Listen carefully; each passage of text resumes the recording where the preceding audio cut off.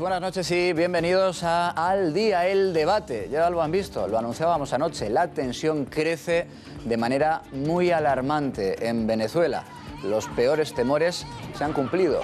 Es que Nicolás Maduro no ha tardado ni 24 horas en reaccionar a su fallo, a su enorme error en esa votación de la Asamblea Constituyente. De madrugada, sin previo aviso, a la fuerza, como están viendo, con ese estilo matonista que caracteriza a los fieles de Maduro, el régimen ha apresado de nuevo a dos símbolos de la oposición venezolana, a Leopoldo López y a Antonio Ledezma. Están de nuevo entre rejas. Vamos a hablar esta noche en Al Día, por ejemplo, con Vanessa, que es la hija de uno de los detenidos, de Antonio Ledezma, para que nos cuente la última hora. Contactaremos también con Alberto Ruiz Gallardón. Saben que él, nuestro exministro, es abogado, es del equipo de abogados del otro detenido por el régimen de Maduro, de Leopoldo López. Pero además hablaremos también a lo largo de la noche en el debate de la estrategia de Iñaki Urdangarín para que le liberen de esos 6 años de cárcel que le supuso la condena del caso Nos, condena que de momento está recurrida. En fin, y en nuestro menú de esta noche también, de nuevo, ataques de los jóvenes radicales afines a los antisistemas de la CUP contra el turismo, contra ese importante negocio del turismo en Barcelona. No solo en Barcelona, porque están copiando, están exportando esa táctica también a Mallorca. Y debatiremos también sobre el último enfrentamiento en las redes sociales entre Cristina Cifuentes y el portavoz de Podemos en el Senado, Ramón Espinar. Enseguida vamos a abordar el debate, no os preocupéis que yo os voy a saludar, es que tengo a los analistas de esta noche que casi se me opinan encima.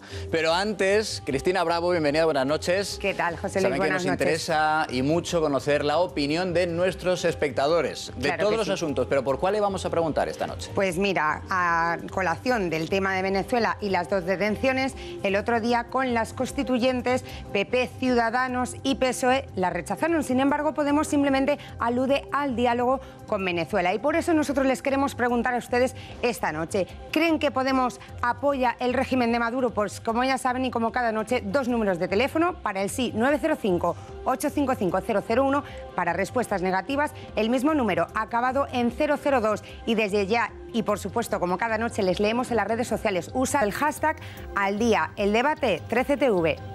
Pues esa es la pregunta, pueden responder desde ya mismo, ese por tanto el hashtag para dejar sus opiniones. Hola Marisol Galdón. Hola, buenas bienvenida, noches. Muy buenas noches. Ricardo Martín, bienvenido. Muchas gracias. Muy buenas noches. Buenas noches. Está también con nosotros Alfonso Merlos. ¿Qué tal? Bienvenido. Muy buenas noches. Y Alfonso Rojo, que yo creo que junto con Maruenda son los dos únicos españoles que no se cogen ni un día de vacaciones, ni uno.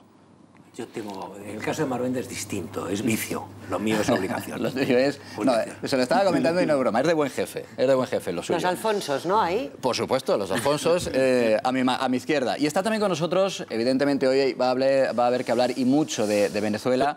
Nos acompaña, por tanto, William Cárdenas, que es presidente de la Plataforma Democrática de Venezolanos. Bienvenido, muy buenas noches. Gracias, muy buenas noches. Hoy no es precisamente un buen día para su país. No, lamentablemente el domingo hemos vivido una jornada trágica en Venezuela. Ir a elecciones significó la muerte de 15 jóvenes que fueron, bueno, pues objeto de la represión de lo que ya todos conocemos y sabemos, una dictadura, un narcogobierno que no ha dudado en disparar contra quienes protestaban en contra de la realización de la Asamblea Nacional, la elección de la Asamblea Nacional Constituyente. Cuando Cristina Bravo recordaba que las escasas reacciones desde España en torno a este asunto de Podemos, ellos decían, bueno, hay que apostar todavía por el diálogo. Escuchaba a Merlos decía, ¿qué diálogo, no? ¿Qué diálogo y con quién y de qué manera? Hombre, yo creo que el señor Cárdenas lo ha planteado de una manera bastante clara y meridiana. Es decir, hay una cosa que se llama democracia y Estado de Derecho y o tú la apoyas, la riegas cada día, la cultivas y haces que permanezca vigente, o por el contrario estás en la idea de destruirla. Ahora mismo en Venezuela hay un régimen que ha ido mes tras mes, año tras año y proceso tras proceso en una idea muy clara, que es destruir la democracia y el Estado de Derecho, lo que quedaba, y estamos ya a medio centímetro de una dictadura de carácter militar. Por lo tanto, a mí se me hace muy difícil pensar que teniendo enfrente a una dictadura, se puede entrar en componendas, en apaños. Hoy, por ejemplo, y con esto termino, Felipe González ha sido, desde mi punto de vista, durísimo, contundente y, sobre todo, plasmando la idea de que o la comunidad internacional reacciona o, como se está poniendo aquí de manifiesto, vamos a tener cada fin de semana y cada día muchos muertos y muchas víctimas, dentro y fuera de la cárcel en Venezuela. Ahora que mencionaban Merlos a Felipe González, me ha recordado este mediodía, yo en la radio en COPE he hablado con José María Aznar, con el otro expresidente del gobierno, y le preguntaba, ¿usted cree que Venezuela está en un momento de pre-guerra civil? Él me decía que sí, que cree que sí, está convencido de que sí. Alfonso, tú que has cubierto, por desgracia, has tenido que cubrir muchas guerras, ¿crees que estamos en ese momento en Venezuela? No, de matanza sí, estamos en la víspera de la matanza. Para que haya una guerra civil se tiene que dividir las Fuerzas Armadas. O sea, no hay, históricamente es literalmente imposible si los elementos armados del país no se dividen en dos bandos, porque lo que va a haber es decir, esos, en cierta manera, con una desvergüenza que sonroja, pero que nos sonroja a nosotros, aquí la gente de Podemos sostiene, bueno, es que hay dos bandos que luchan, hay violencia por los dos lados. No, diga no. Los estudiantes que salen a la calle a pedir democracia y libertad no son el rival militar o bélico de las fuerzas policíacas bolivarianas. Estamos porque son los extertores del régimen, en la víspera de varias y muchas masacres. Bueno, son los estertores del régimen. Es verdad que lo parece y que estas detenciones de los líderes opositores se asemejan a una peligrosa huida hacia adelante. Pero claro, ¿quién le pone el cascabel a ese gato? ¿Cómo se hace? ¿Cómo se pone el punto y final a ese régimen que ya es, sin ninguna careta, Ricardo, una dictadura con todas las letras? Bueno, yo creo que siempre hay que dejar vías a la negociación y al diálogo. Yo creo que esto, porque lo importante son las personas, los ciudadanos. Y mientras está sufriendo un colectivo, un pueblo, pues hay que intentarlo, que sufra lo menos posible y intentar el diálogo. Por tanto, yo creo que el diálogo siempre se debe de intentar, pero cuando una situación se deteriora al punto que se ha deteriorado esto, ya el diálogo, digamos, es evidente que es imposible. Exceptuando Rusia, el resto de países importantes del mundo ya están apostando por la democracia, por fin, abiertamente en Venezuela. Por fin, la Unión Europea ya está beligerante. Yo creo que a la pregunta tuya, lo importante es el aislamiento internacional al régimen dictatorial. Yo creo que ese es el punto en el que sí sería eficaz cualquier medida. Yo lo del ejército me da mucho miedo. Una división del ejército en cualquier situación yo creo que es muy perjudicial para el país. Por tanto, me parece más eficaz para la finalidad que es la democracia, un aislamiento internacional como ya la Unión Europea lo está proponiendo, incluso pero un aislamiento la real. eficacia hasta ahora, porque es cierto, hay casi unanimidad en torno a la comunidad internacional para aislar al régimen de Maduro, especialmente después de este paso. Claro, pero es que al final la efectividad de ese tipo de medidas, por desgracia, sin lugar a dudas, de momento al menos no ha sido ninguna esa efectividad. Marisol, lo de esta pasada madrugada con esas detenciones es un paso ya sin vuelta atrás por parte del régimen de Maduro. Bueno, yo lo que veo aquí es, todos habláis de una dictadura que todavía no lo es, ¿no? Y hay muchas posibilidades de que todo esto acabe mal.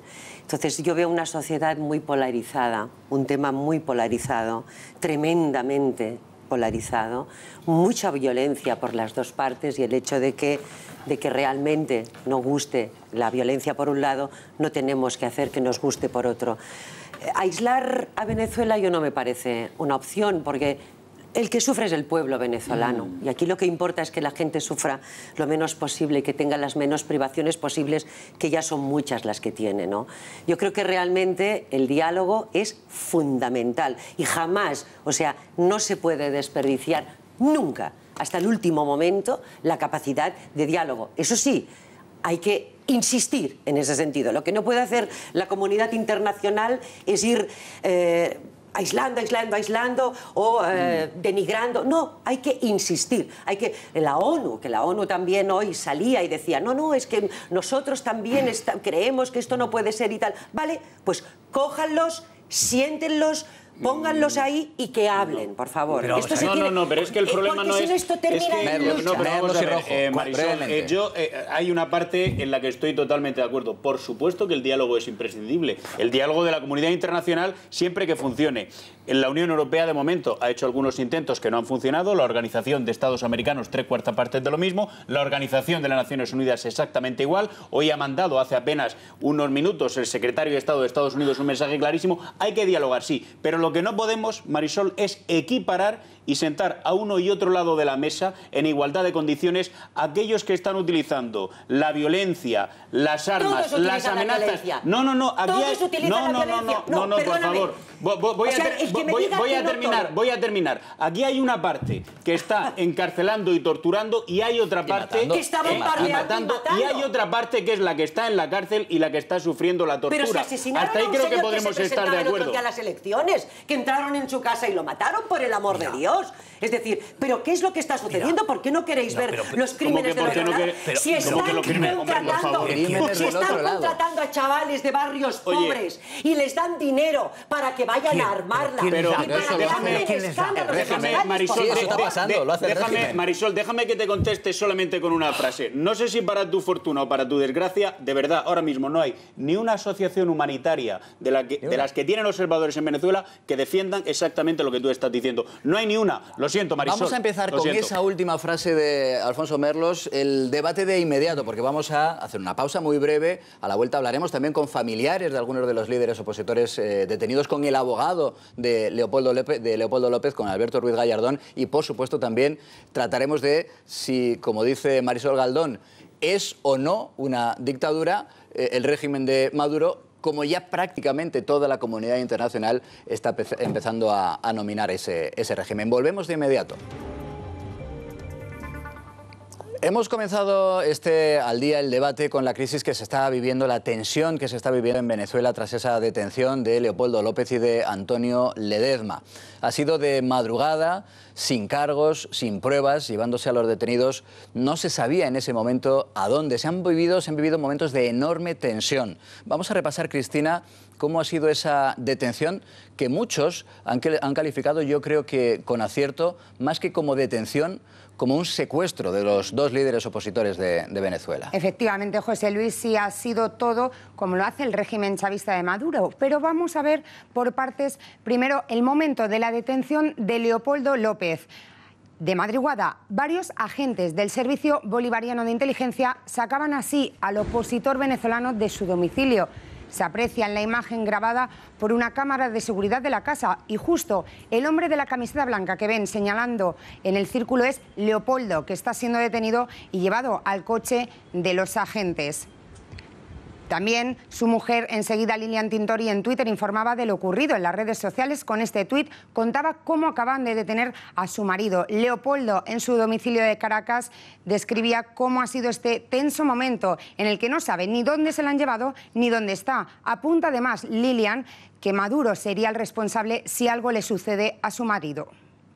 Y sobre la misma hora fue detenido también el exalcalde de Caracas, Antonio Ledezma. ¡Auxilio! ¡Se están llevando a Ledezma! ¡Se están llevando a Ledezma! ¡Se están llevando a Ledezma! ¡Violación! ¡Estamos en dictadura! ¡Dictadura! A la fuerza entraban en su domicilio los agentes del Servicio de Inteligencia Bolivariano y se le llevaban, como han visto, retenido de malas maneras. Una vecina del edificio es la que grita cómo se lo están llevando de la casa y pide auxilio y ayuda a otros vecinos que no pueden frenar la detención. Su mujer, Mitzi Capriles, que se encuentra aquí en Madrid, ha denunciado esta detención y la ha calificado como un secuestro por parte de Maduro.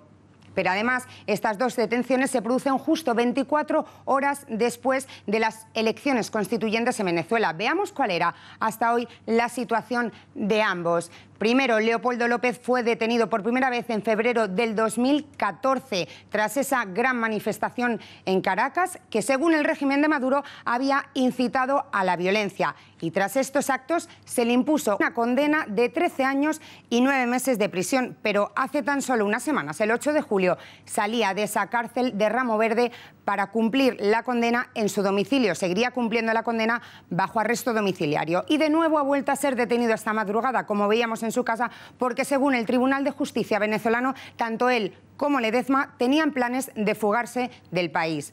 Y también hemos visto la detención de Antonio Ledezma, que al igual que Leopoldo cumplía una condena bajo arresto domiciliario. Él fue detenido en febrero del 2015 tras ser acusado por el régimen en la llamada Operación Jericó, en la que según Maduro pretendía derrocar al gobierno venezolano. Y al igual que Leopoldo, se le concedió una libertad bajo arresto domiciliario al siguiente año, en febrero de 2016. De nuevo, ha vuelto a ser detenido junto a su compañero esta madrugada por los agentes del Servicio de Inteligencia Bolivariano y, como veíamos en imágenes, para llevárselo de nuevo a la cárcel de Ramo Verde, según ha confirmado fuentes de la agencia EFE de la oposición.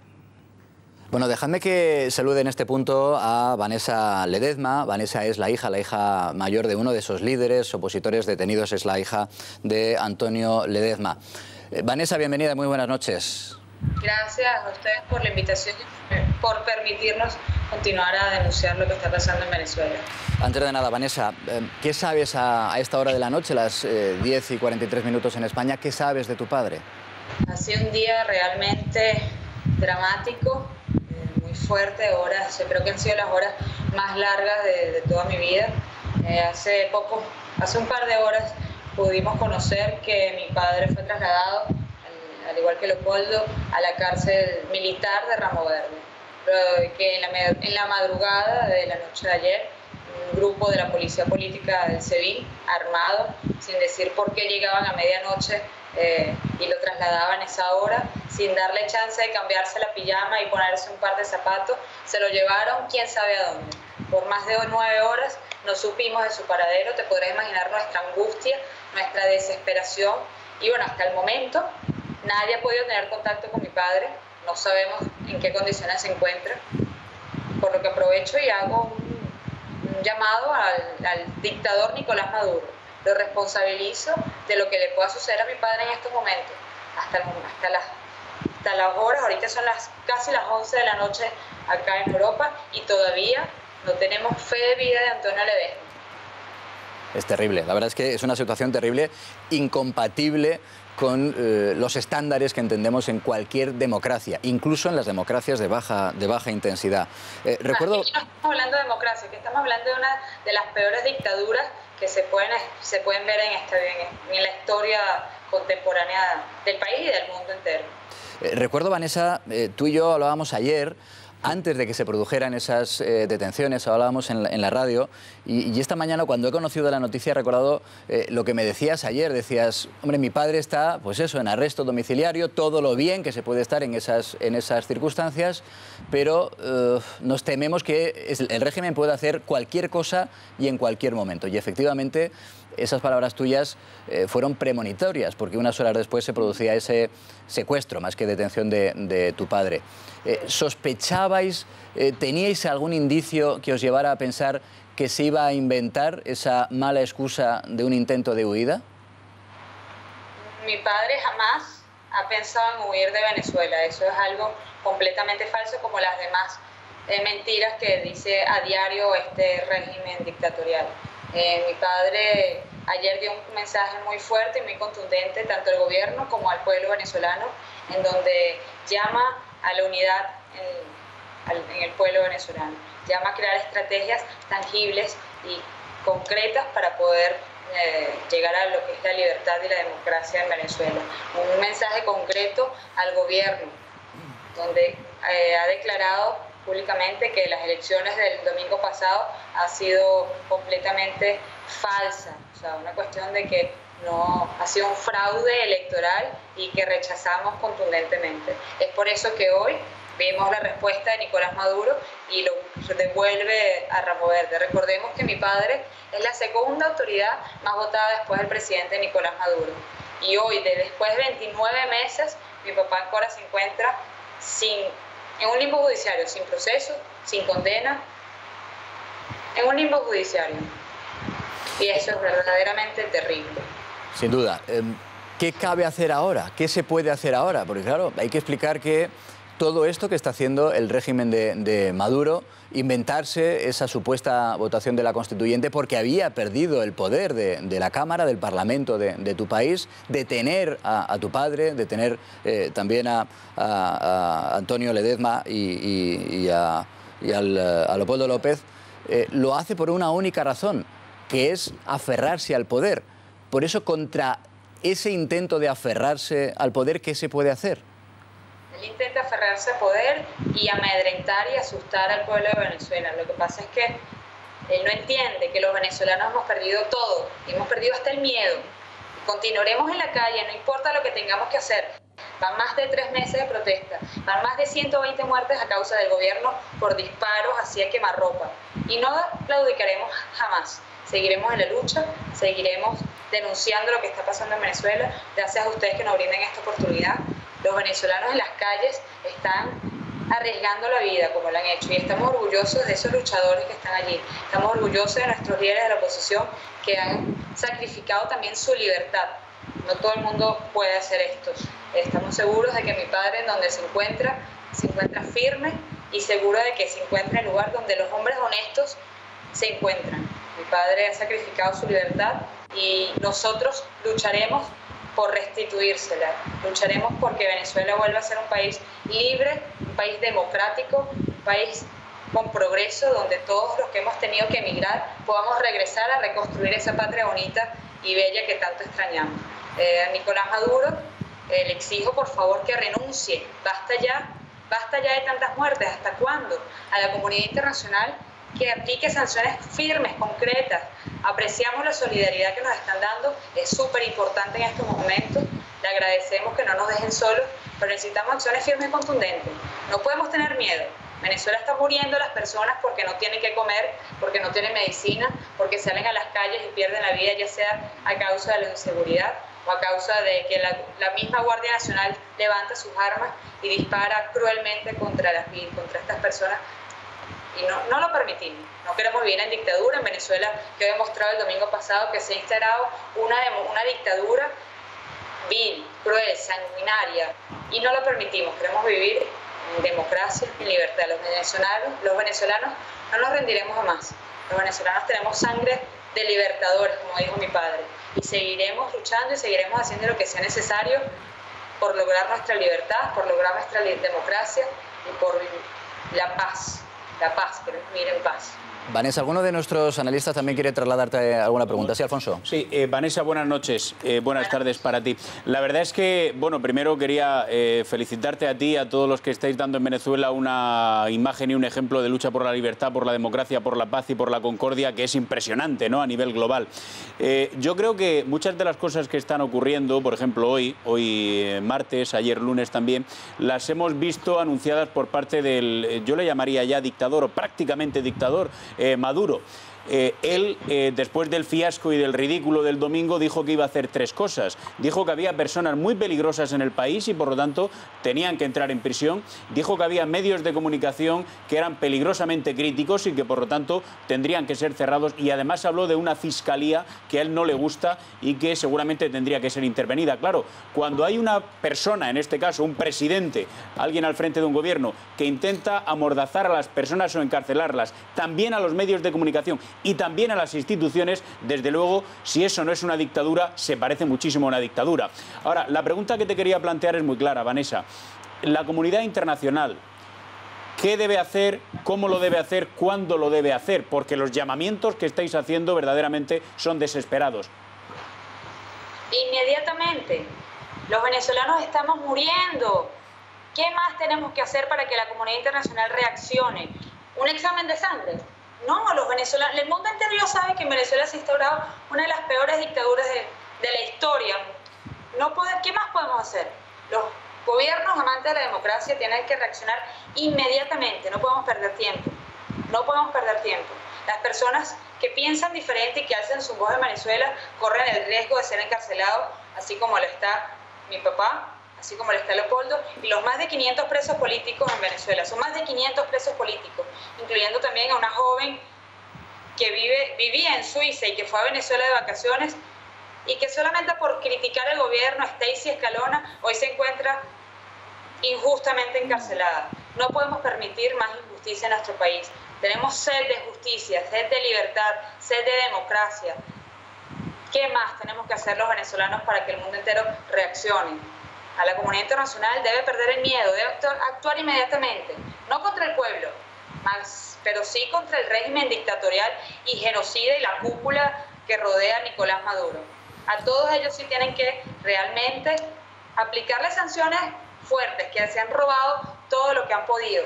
Y no lo digo yo, los sobrinos del presidente Nicolás Maduro están siendo enjuiciados en Estados Unidos por narcotráfico. El vicepresidente del país también está siendo investigado por narcotráfico.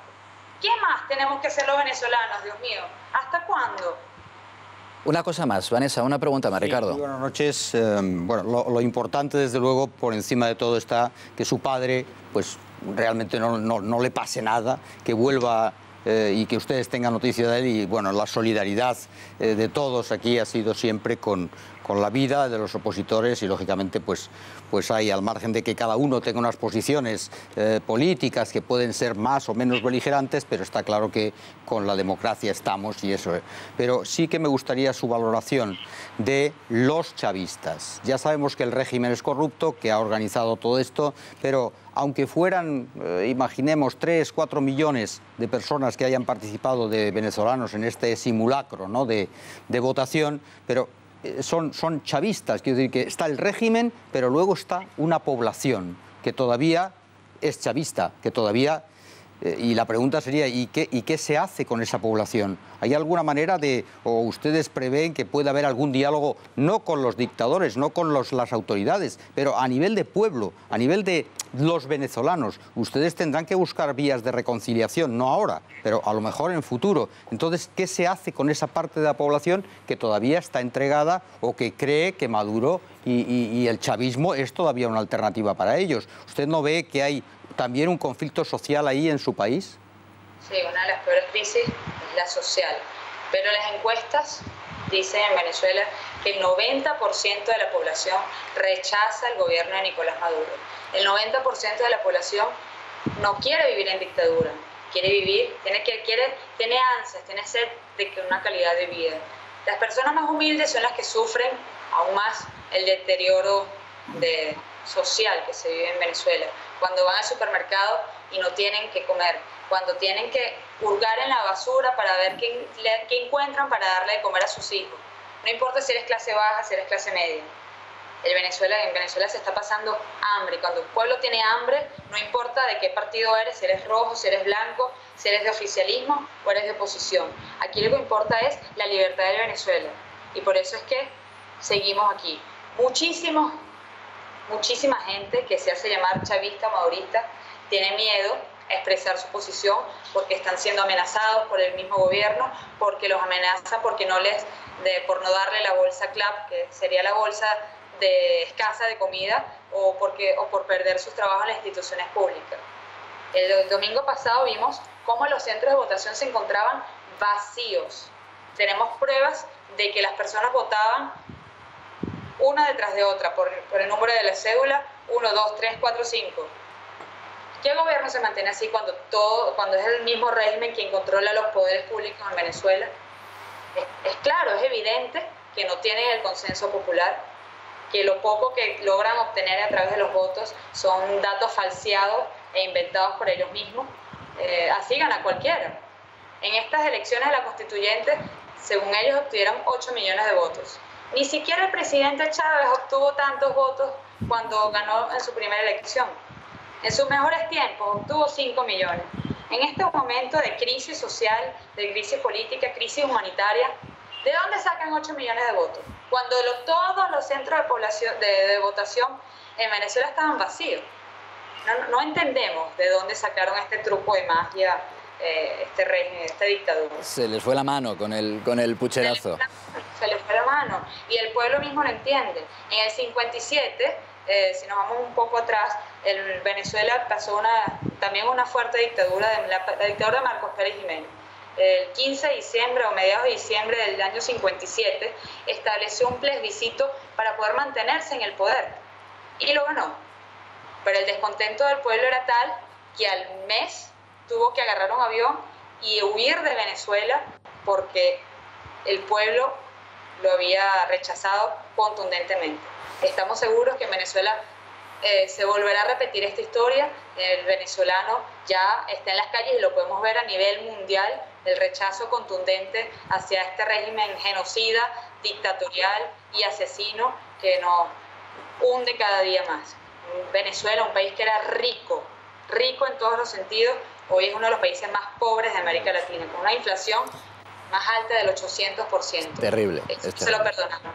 Jamás se lo perdonaremos a este régimen.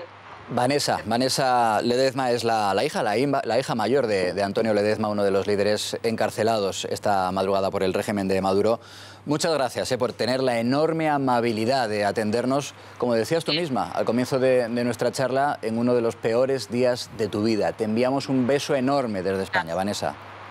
Gracias a ustedes por permitirnos y abrirnos esta ventana para denunciar lo que está pasando tanto dentro de mi familia como en todo el país. Fuerza y ánimo. Adiós. Adiós. Alfonso. Mire, solo una cosa, vamos a ver. En España, en el año 2016, hubo 296 asesinatos, incluyendo 43 mujeres víctimas de la violencia de género. O sea, en total en España, en todo un año, hubo 296 asesinatos. En Venezuela, en el mismo periodo de tiempo, en la Venezuela chavista, hubo 29.600. Quiere decir, 100 asesinados al día. Eso es el producto del régimen. En el año 70, Venezuela tenía la misma renta per cápita, en el año 70, que Noruega. Hoy tiene 7 veces menos. El 85% de los ingresos que tiene Venezuela vienen del petróleo y no son capaces de pagar absolutamente nada. Y no se puede plantear esto, como en su momento hubo quien se lo planteaba, como una lucha izquierdas y derechas, los de arriba y ya los de abajo, tiene nada que ver porque con no eso. es verdad, Ya porque no es verdad, porque no es verdad. Es decir, y eso, es decir, es que está a punto de ser una dictadura. Si tú, es decir, lo que diferencia esencialmente una dictadura de democracia es la separación de poderes y las garantías individuales. Y el respeto hasta de las minorías. Entonces no hay ninguna separación de poderes. El Ejecutivo, que no respeta al Legislativo y que controla el Judicial directamente. Y después tienen los militares y matan a la gente. Entonces, vamos a ver, lo asombroso, y ya termino con esto, es que en España haya gente como Alberto Garzón, los de Podemos, Pablo Iglesias y toda esa tropa que aplaudan, porque al día de hoy, y basta ver las redes sociales, aplauden la vuelta de tuerca, aplauden los 12 chicos asesinados en la jornada electoral, les parece poco, aplauden los 121 muertos, 122 muertos en los últimos 3 meses. Me parece increíble. No, termino, yo te he dejado escribir. Sí, te iba a dar la palabra de inmediato, Marisol. Aplauden Está eso bien tu protesta preventiva, pero te garantizo que te iba a dar la palabra. Aplauden ese tipo de cosas y lo tenéis en las redes sociales, si queréis os lo leo, lo que ellos escriben en las redes sociales, y después aplauden esto, y yo creo que hay por 2 motivos. Uno es por vinculación ideológica y otro por miedo a que le saquen las facturas. O sea, vamos a cabrear al mono. Facturas del dinero que recibieron del régimen. Vamos a cabrear al mono y el mono va a sacar las Algo que ha facturas. sido tumbado por el Tribunal Supremo, esa afirmación que insistís en seguir haciendo. Marisol, vamos al asunto. Tú decías hace un momento, me resisto a que el régimen de Maduro se le denomine como una dictadura.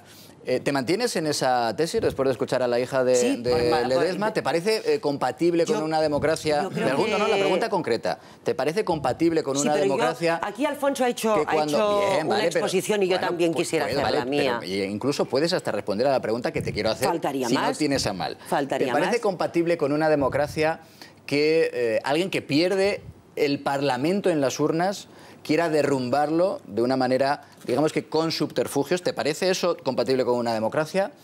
Y sobre todo por atenernos al testimonio de Vanessa Ledezma, ¿es compatible con una democracia una detención?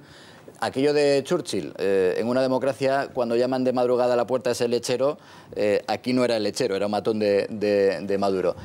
¿Es compatible una detención sin cargos, sin pruebas, sin indicios, sin decir a dónde se llevan al reo?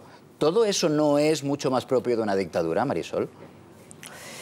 Vamos a ver, de momento todavía no es una dictadura. Las cosas, por muchas veces que se repitan, no acaban siendo realidad, pese a Goebbels, que era uno de sus grandes principios. Hay varias cosas. Ya te he respondido a esa pregunta.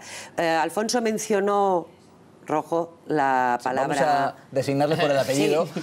La palabra, dadas las circunstancias. La palabra clave en estos momentos en Venezuela, que es el petróleo. El petróleo es uno de los grandes intereses que hacen que toda la gente, los gobiernos internacionales estén muy pendientes con el ojo puesto ahí. Vamos a ver, al señor Maduro se le han ido las cosas de las manos, es evidente. Eso es evidente.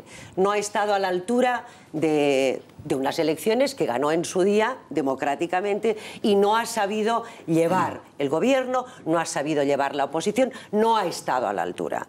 Entonces, ¿qué ha hecho? Cuando una persona tiene miedo, lo que hace es coartar a los demás. Gran error, porque los demás también tienen sus métodos sucios. Es decir, lo que no pueden hacer los medios de comunicación, sobre todo en España, porque yo para saber de Venezuela pues tengo que leerme The Guardian, tengo que leerme el New York Times, tengo que leerme Le Monde, tengo que leerme diarios extranjeros que no están tan contaminados por una versión parcial de lo que está sucediendo allí. Y allí están sucediendo crímenes por ambas partes. Ya hay dos candidatos, sí, hay dos candidatos por el lado, dijéramos, oficial, que han sido asesinados.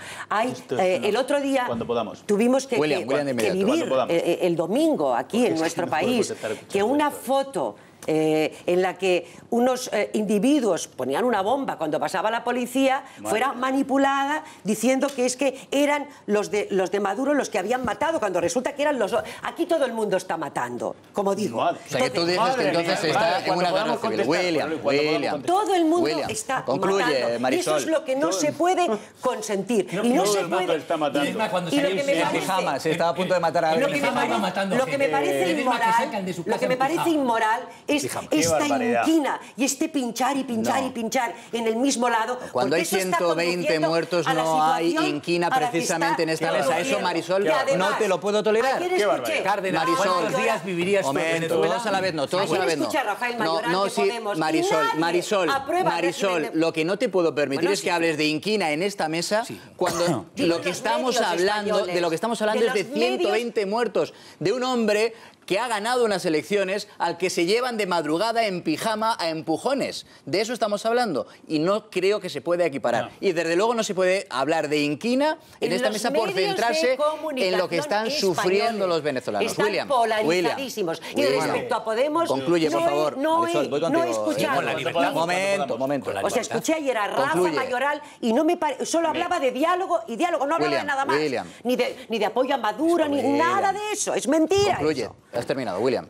Bueno, yo en primer lugar quiero felicitar la claridad con la que Vanessa ha explicado lo que se está viviendo en Venezuela, con una objetividad, con una precisión. Yo creo que ha desnudado la realidad de lo que está viviendo Venezuela. Y también decir que el alcalde Ledesma no es exalcalde, es que es el actual alcalde, de Caracas, ¿verdad? Que fue electo por votación popular, ¿verdad? Y quisiera yo saber cuáles son las expresiones de solidaridad de otros alcaldes del mundo en relación con lo que está ocurriendo con el alcalde Ledesma. Hemos visto cómo lo sacaron de noche en pijama para meterlo y llevarlo quién sabe dónde. No se sabía a dónde lo llevaban. No, y oficialmente no se sabe todavía. Ok, pero antes de eso yo creo que tengo que hacerlo en aras primero al respeto que me merece el pueblo venezolano. Ese que se está dejando matar y está luchando con piedras y con palos contra balas. Esa gente que está derramando su sangre merece un respeto. Un respeto, pero además un respeto, yo creo que... incluso necesario, ¿verdad? Sobre todo porque quien opina sobre esto, o quien opine sobre esto, caramba, tenga la mínima intención de documentarse y de informarse. En Venezuela no hay dos grupos enfrentados. En Venezuela la violencia la está ejerciendo el gobierno venezolano, un gobierno represor, y sobre el gobierno venezolano tengo que decir lo siguiente. La comunidad internacional tiene un reto extraordinario. Aquí estamos hablando de dictadura. ¿Cómo que dictadura? La dictadura la tenemos desde hace mucho tiempo. Merlos. Perdón, sí, un segundo y ya voy a concluir. En Venezuela existe un régimen que está controlado por una banda de criminales que son narcotraficantes. Es que no nos hemos enterado, que están denunciados por el gobierno de los Estados Unidos y que han convertido en Venezuela en una plataforma de narcotráfico y que el presidente y el vicepresidente de Venezuela están señalados como narcotraficantes y existe el cartel de los soles. Déjame que además, William. un segundo, no, porque he oído cosas de verdad que no se pueden soportar. Y además, existe un cartel de los soles, señores, que es el mayor cartel del narcotráfico que ha existido jamás en la historia del mundo. Pablo Escobar tenía 3.000 sicarios y dominó y puso en jaque al Estado colombiano. En Venezuela, este cartel de criminales y delincuentes tiene un ejército y tiene las bandas armadas terroristas a su disposición. Entonces, esa es la situación. Hay que enterarse. Merlos, hay que enterarse de que es un régimen de narcotraficantes. Te voy a hacer una propuesta, Merlos, Vamos a ello. que estoy convencido además que me vas a entender. ¿Puedes hablar ahora 20 segundos o después de unos minutos de publicidad hablar 2 minutos? ¿A qué prefieres hablar 2 minutos? Pues 2 minutos, incluso 1 y medio después de publicidad. Vamos a escuchar de inmediato a Alfonso Merlos. También vamos a hablar con el abogado, uno de los abogados españoles de Leopoldo López, con Alberto Ruiz Gallardón, porque evidentemente nos preocupa y mucho lo que está ocurriendo en Venezuela. Volvemos de inmediato. Ya estamos de vuelta a las 11:13 de la noche. Lo prometido es deuda. Merlos, no dirás que no te hemos generado suficiente expectación. Bueno, además de verdad. A tu intervención. No ha sonado que nada, yo le he prometido 2 minutos y él me ha dicho, no, en minuto y medio me apaño. Además, en 13 Televisión los programas son tan interesantes que no se hace zapping en la publicidad. Dice, vamos a quedarnos, Claro. no vaya a ser que nos perdamos. Vamos a ver. Voy a hacer una pregunta retórica y, por lo tanto, para que no se responda. Resulta que al señor Antonio Ledezma, alcalde de Caracas, le han detenido en mitad de la noche y le han sacado en pijama, porque no le gusta al dictador Maduro. Yo me pregunto, y todavía hay gente que tiene dudas de si esto es o no una democracia o una dictadura, yo me pregunto, ¿qué sucedería, por ejemplo, en un país en el que hubiese un presidente del gobierno que se llamase Mariano Rajoy, que hubiese una alcaldesa en Madrid y otra en Barcelona que no fuesen del partido de Mariano Rajoy y no le gustase, que el presidente del gobierno las considerase transgresoras y mandase ese señor llamado Mariano Rajoy, un nombre ficticio, por supuesto, a la policía o al ejército a que a estas 2 señoras, una imaginemos que se llamase Manuela Carmena y otra Ada Colau, la sacase en mitad de la noche en camisón? Y además estas 2 señoras estuviesen aproximadamente, el dato también es orientativo, unas 15 horas, no se sabe dónde, se supone que en una cárcel de máxima seguridad, y sin hablar con su abogado. Nosotros ya lo hemos vivido Fin de la pregunta retórica. En España fin se de la ha vivido pregunta esto de retórica. que llega alguien y se lo lleva. En democracia estas Estaba en la cosas no dictadura, pasan, por lo tanto lo de Venezuela será algo distinto. La dictadura Pero pasaba. voy a hacer dos apuntes más, en 30 segundos. Primero, el tema del dinero que ha llegado de Venezuela. Tienes entusiasmado a Rojo, ¿eh? ¿A que sí? Tu hipótesis es muy imaginaria. ¿A que sí? Es imaginaria, pero en fin. Es que es ajustada lo de Carmena en camisón, en una cárcel secreta, llevada de noche por orden de Rajoy, es lo que Pero ocurrió ese en tiempo de Venezuela. Franco pasaba Claro, también, es que- Alfonso, ¿tú te acuerdas? Eso pasaba. Y era una llegaba democracia- igual. y era una llegaba- democracia es una extraordinaria. dictadura. Siglo pasado. Pero voy a Siglo terminar. pasado. Pero voy a Pero terminar. quiero decir que es que cuando se hace una analogía como El problema es si puede volver a pasar, Claro, Ricardo. claro. No, no. Aquí lo tuvimos. El o sea, tema del el dinero, problema el no tema es del lo que dinero pasó, ha es si llegado- puede volver a pasar. El tema del dinero Claro, que ha tenemos llegado memoria. de Venezuela. El dinero que ha llegado de Venezuela no es un dinero imaginario. Uno simplemente se va al registro de fundaciones del Ministerio de Cultura y ahí queda acreditado que se recibió un mínimo por parte de los fundadores de Podemos de 3,7 millones de euros. Te vas al Ministerio de Cultura, registro de fundaciones y te lo dicen. Es más, un ministro de Finanzas del gobierno o de la dictadura del señor Chávez dijo que en total habían sido aproximadamente unos 7 millones de euros y que él lo había firmado, el ministro Isea, el ministro de Finanzas. Yo los he firmado, por supuesto. Todas las acusaciones en ese sentido otra han sido cuestión, tumbadas otra por el cuestión, Tribunal otra, Supremo no, si no de son, España. no son acusaciones, Todas las acusaciones no de son financiación acusaciones, de Podemos, son de hechos, Venezuela, han son sido hechos tumbadas indubitados. Y ahora sí varias puedo, veces y ahora sí puedo, aquí, y ahora por sí la puedo, justicia ahora sí española. voy a No allí, terminar. aquí. Concluye, Ahora sí concluye, voy a Merlos. terminar. El tema del dinero, efectivamente, Venezuela está bañada, está nadando encima de un mar de petróleo. Y dice, no, es que la oposición tiene mucho dinero.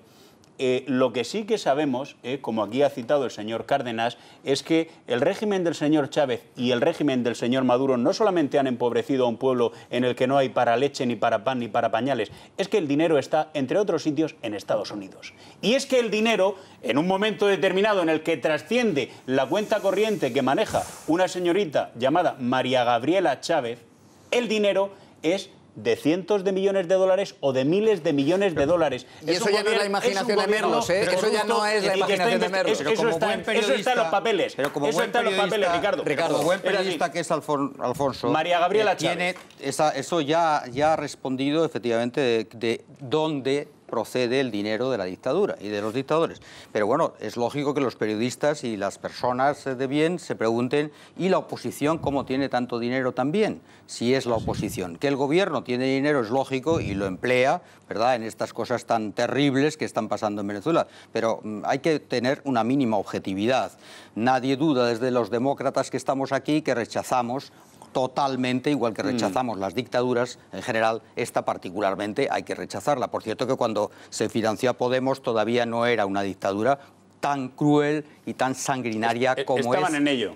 Estaban trabajando en ello. Cruel y tan sanguinaria. Por tanto, ese dinero que se le atribuye a Podemos no está manchado en sangre. Ahora estaría manchado en sangre. En aquel momento no lo estaba. Dicho bueno, esto, es interesante conocer, y yo la verdad es que, claro, sería un defecto mío porque soy mal periodista y no lo he investigado, pero es curioso que no se diga cuál es realmente los fondos que tiene la oposición y que maneja de una manera eficaz. Fondos que en todo caso muchos o pocos. Pero para hacer esta conexión de Vanessa, esta chica necesita un iPad. Y una bandera, no, es que ha invertido 30 euros una bandera de su país. Ya, hombre, Ricardo, por favor. Hay alguna duda sobre que la oposición tenga dinero y me parece bien. Pero pocos o muchos recursos económicos que tengan los están perdiendo, los están empleando en intentar salvar a sus conciudadanos. Pero para la objetividad, para dar objetividad, pero no es cuestión de dinero. Dar objetividad ¿Es libertad o no para libertad? dar ¿Qué tiene que ver el objetividad dinero a las de eso? cosas. Es que muchos de los líderes opositores, además de estar con sus huesos en la cárcel, están perdiendo su dinero. Perfecto, pero que es objetividad, porque si no lo que parece efectivamente es que ¿Pero qué añade lo del dinero? Hombre, añade interés, oye, pues a saber si eso se financia, a través de quién se financia, y es legítimo, porque, oye, frente a la dictadura, a mí me parece legítimo, hombre, no todo, pero en fin, pero lo que sí no es debería de legítimo es saber... robar. Perder tu dinero, porque invertirlo en intentar salvar tu país. Porque ahí daría pistas quién en el futuro, si hay un nuevo régimen, se puede beneficiar más del nuevo régimen. Pero es mira, decir, que es interesante periodísticamente saber quién está apoyando... Profesiones y dineros apoyando, de los 123 muertos. Saber quién está apoyando a esa profesión. Mira, el periodista digital, profesiones... Magnífico portal en Internet que es lo que yo leer, dirijo, las digital. Profesiones, los oficios y los dineros de los 123 asesinados hasta ahora por el régimen. Mira, pero esto es demagogia, Alfonso, por favor. Vamos a ver, lo que son muertos. Yo no te voy a decir que lo que tú has dicho es una tontería porque tenemos que respetarnos. No, pero los muertos, ahora lo que me traes a mí como argumento es, escucha porque los muertos, no, eso es tan dramático que a cualquier persona que está viendo no dice, oye, es yo que no este te voy a decir que lo que tú has dicho, que lo que tú has dicho es una tontería porque no lo pienso. Pero me lanzan los muertos, como si yo tuviera algo que ver. Vamos a contextualizar. Tú estabas hablando de los recursos económicos de la oposición. Nosotros conscientes de que habría gente un poco extraviada. No, extraviada no. Yo soy tan informador para saber los dineros de Maduro dónde están y los dineros de la oposición. Que habría informadores tan necesitamos saberlo. Que habría informadores tan escorados y extraviados como para decir esto. Hemos intentado buscar cada día que aparecía, mirando en Infobae, en el Universal, qué profesiones, qué edades y qué dineros tenían los muertos. Hay comerciantes, 22. Comerciante, que es el de abarrotes de la esquina. Estudiantes, 46. De ellos, estudiantes, chavalillos que estudiaban. Mujeres, 12. 12 que probablemente no tenían ni fortuna. Esta gente es la que se está oponiendo al régimen. Esos son a los que matan. Bueno. Y esto no es un problema de dinero, ni de ricos y pobres. Es de libertad o no libertad. Ese es el problema fundamental. He pedido una clarificación que vamos a... Y habéis dicho... Quiere darte, William Carlos, esa aclaración. Ya sabemos que es más objetivo William, y además porque lo conoce, y le agradecería que me dijera esa información que otros periodistas no queréis saber, pero seguramente William nos puede informar. Te lo voy a responder perfectamente, Ricardo, porque has escogido dos caminos. Mira, nosotros tenemos 15 años luchando contra esto, ¿no? Y en esos 15 años hemos aprendido muchas cosas y conocemos a Podemos desde hace muchísimo tiempo. Y te puedo decir que el dinero de Podemos sí está manchado de sangre. Es que en el 2014 mataron 43 personas. Es que en el 2011 2008, en el 2006, en el 2003, en el 2004. O sea, esto ha sido un ataque generalizado y sistemático contra una parte de la población civil venezolana. O sea, ahora es que estamos llegando a un punto de clímax en donde la comunidad internacional se está enterando, pero esto lo hemos vivido nosotros y estamos luchando contra ello desde hace muchísimo tiempo. Pero además voy a señalar algo. Oye, es que no se están dando cuenta. Es que es narcotráfico. O sea, por favor, demócratas. Yo le hago un llamado a los demócratas españoles. Oiga, por más que usted quiera justificar algo, perdón, deténgase un momento y analice qué es un régimen de narcotraficantes. Que Maduro tiene los sobrinos enjuiciados por narcotraficantes en los Estados Unidos porque les permitía usar la rampa presidencial del aeropuerto de Maiquetía para sacar la droga. Maduro acaba de ser señalado como narcotraficante y como delincuente y lo incluyen en la lista OFAC del gobierno de los Estados Unidos. El vicepresidente de la República está señalado como el capo del narcotráfico. Diosdado Cabello, narcotraficante. Néstor Reverol, narcotraficante. O sea, ¿qué quiere? Por favor, o sea, cualquier demócrata español, si tiene un poquito de sensatez, debería desmarcarse de esto, además, porque esto es terrible, esto afecta y daña. El presidente Zapatero, caramba, yo no sé qué hemos hecho los venezolanos para merecernos.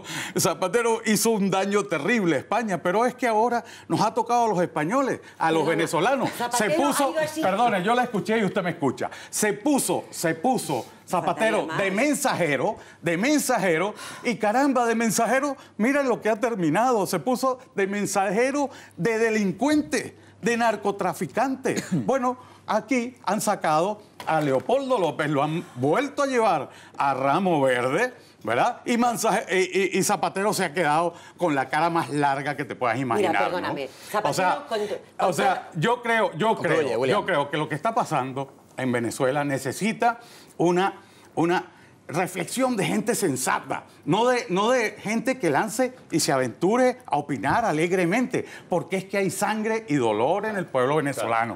No lo olviden. Hay sangre y dolor en el pueblo venezolano y una persona que se aventuró a ir ahí y tratar de echar a una mano con toda la buena fe del mundo, no me cabe la menor duda, fue Zapatero. Alabado, por cierto, por la mujer de Leopoldo López en la anterior ocasión y ahora ya denostado de repente. Y no me cabe la menor duda de que hay mucha gente en el mundo, auténticos demócratas, que lo que queremos es verdad. Porque a mí lo que me incomoda sobremanera es la gran polarización que se está haciendo en estos momentos de o estás conmigo o estás contra mí. Pero si el discurso de odio... No, mira, por favor, ya está bien. El discurso de odio lo instaló Hugo Chávez en Venezuela. No, perdóname. No. Bueno, pues estás quedando fatal porque el mundo entero sabe... No conoces, mira, perdona, con todo mi respeto. Pero no conoces. Pero es que no conoces. Pero dice, ¿qué demócrata has dicho tú? Que no dejas hablar a la gente que opina distinto de ti. No, yo trato de ahorrar los disparates que estás diciendo. Perdóname. ¿Ves? Lo siento. Pero tengo que hacerlo. Yo no minimizo las cosas que tú dices porque piense distinto de ti. No, tú puedes pensar. Estamos entrando en bucle. Vamos a abrir campo. Vale, vamos a ver. No.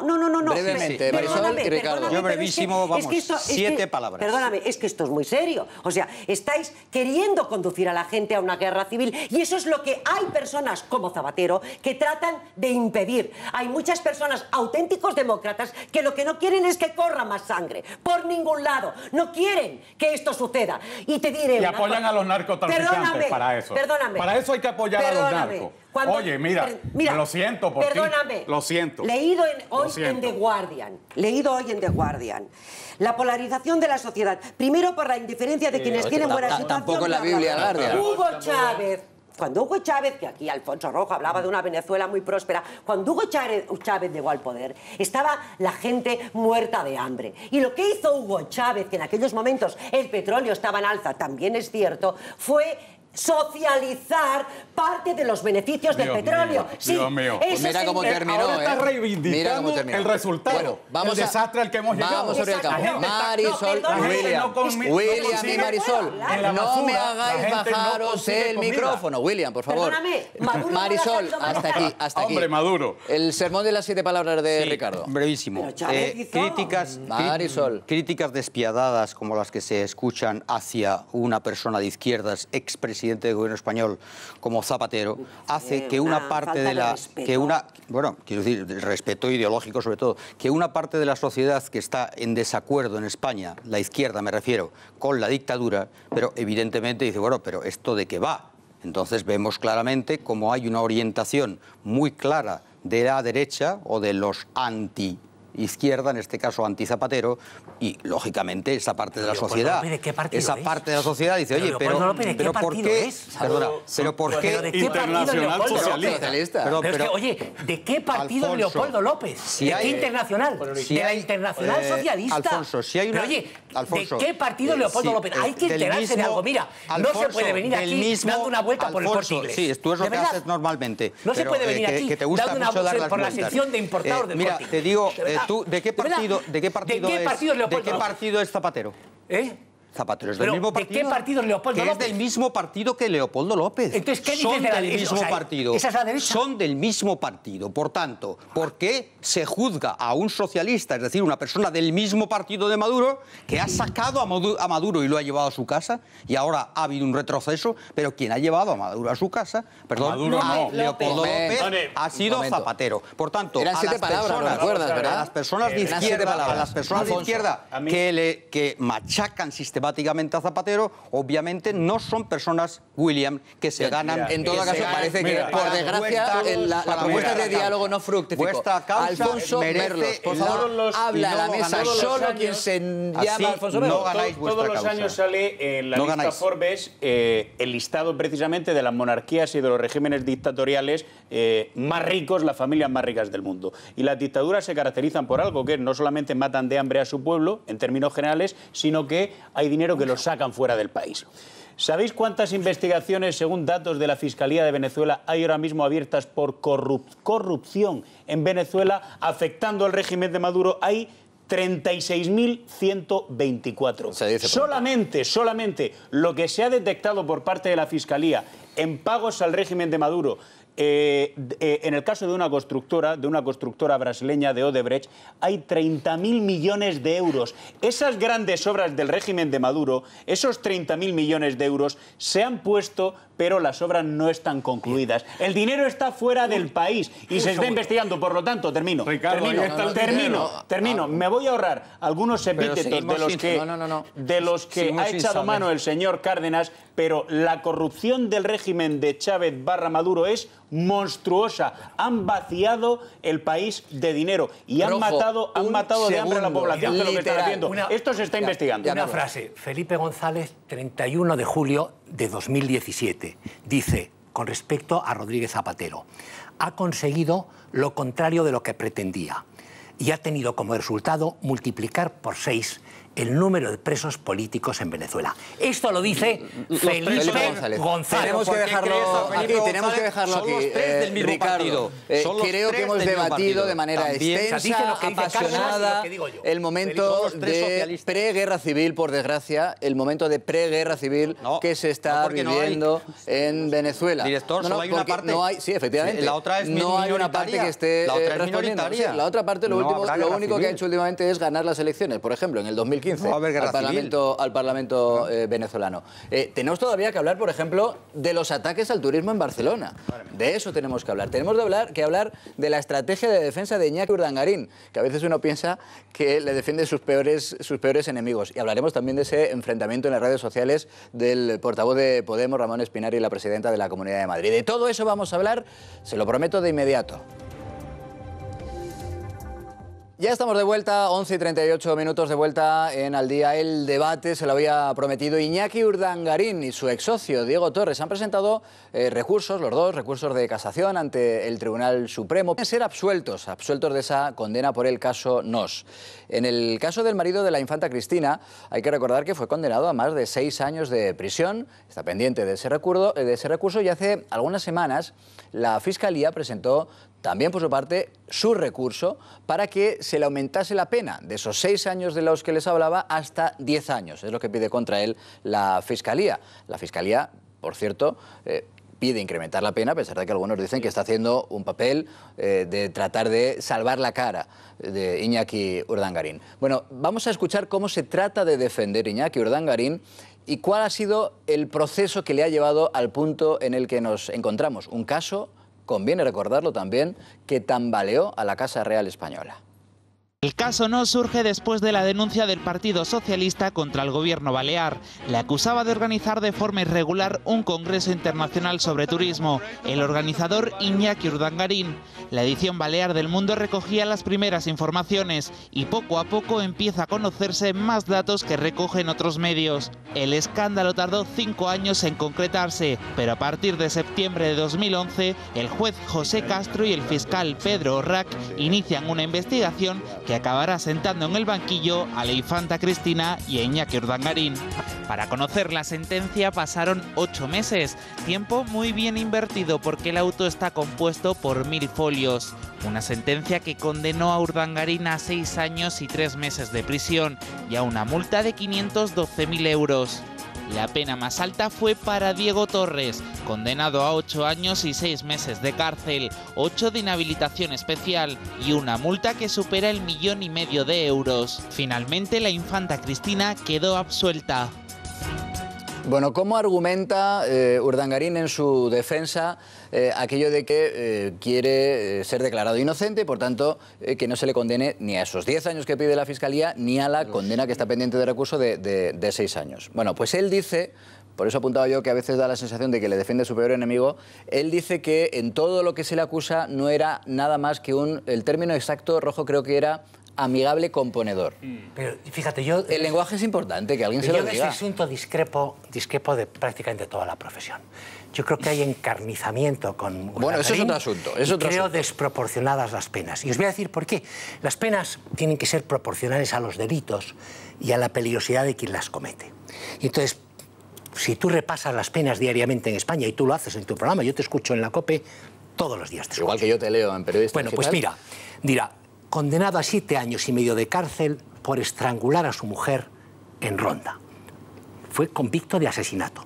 Si en España, por estrangular a tu mujer, sea en Ronda, fue en Ronda, te caen 7 años y medio de cárcel, uno no puede entender que a Urdangarín se le condene a 6 años y medio. O que a los de la Gürtel, que tienen una sola condena por ahora, por el stand de Fitur, donde la mangancia fue de unos 562.000 euros, les puedan caer 13 años de cárcel en un país en el que el homicidio, es decir, el responsable de la muerte de las niñas aquí en Madrid, en aquel Halloween terrorífico, en el que yo dije alguna expresión de la que estoy muy arrepentido, porque dije cosas que no tenía que haber dicho. El responsable que por voracidad económica, por hacerse más rico, por sacar más dinero, terminó provocando la muerte por aplastamiento de 5 niñas, pues no haya ingresado nunca en prisión y que la condena a la que se le puso sean 4 años. Entonces, o lo de Urdangarín es un despropósito absoluto, o lo de los que estrangulan a su mujer. A lo mejor se queda corto lo otro. Claro, a lo mejor se queda corto lo otro. Ahora, habría que reponer la pena de muerte y los castigos corporales. Porque para hacerlo equivalente, para que una pena de 13 años por un stand de Fitur tenga algo equivalente en un delito sobre las personas físicas, solo puede compensarse con la mutilación, la decapitación. Afortunadamente eso no entra en ningún ordenamiento jurídico. Es que yo creo que tampoco podemos caer en la trampa, por así decirlo, de poner en un lado de la balanza los delitos de sangre y en otro lado los delitos económicos. Es decir, el Código Penal afecta lo que afecta a delitos, a crímenes, etcétera, y aquí estamos hablando, en el caso que nos ocupa, de algo muy concreto. Y es que yo estoy de acuerdo con lo que estaba planteando José Luis. Desde luego, en el mejor de los casos, los argumentos que ha empleado el señor Urdangarín para defenderse, en el mejor de los casos son paupérrimos. Por Dios. Es decir, es que por Dios. Le ha defendido superiormente. Son paupérrimos. Era funcionario. Pero ¿sabes qué ocurre? Que efectivamente él era un componedor. Bueno, pues sí, era un componedor. Él era un mediador. Bueno, pues sí, era un mediador. Pero ¿sabes qué pasa? Que en una serie de acciones desarrolladas a lo largo del tiempo, mientras componía y mediaba, ha hecho delitos de fraude, delitos de malversación, delitos contra la hacienda pública, etcétera, etcétera, etcétera. Todo eso ha sucedido. Entonces, estamos en un mundo, se ha probado en el caso de algunos futbolistas, estamos en un mundo en el que es muy complicado que aquel que es acusado de una serie de delitos los haya hecho él solo. porque haya hecho negocios él solo. Tienes tus apoyos, tienes tus asesores, tienes tus abogados. Castigar es igual que coger a tu mujer por la mañana, es que no se trata, es que es verdad que la comparación... y matarla. Pero aquí vamos a ver, es que estamos ante dos cuestiones distintas, Alfonso. Una mucho más grave que otra. Bueno, un delito de sangre desde luego es más grave que un delito económico, pero estamos ante el caso de jueces que aplican la ley de una manera y jueces que la aplican de una manera distinta. Pero las leyes son las que son y las penas son las que son. Pero voy a terminar. El tema de Iñaki Urdangarín. No se pueden tener unos argumentos más pobres y tiene que revisarse, eso sí, con carácter general, qué papel, lo digo también por lo de los futbolistas, y qué responsabilidad de índole penal están teniendo los asesores y qué papel están teniendo los que se meten el dinero en el bolsillo, como el señor Urdangarín, en su ignorancia deliberada.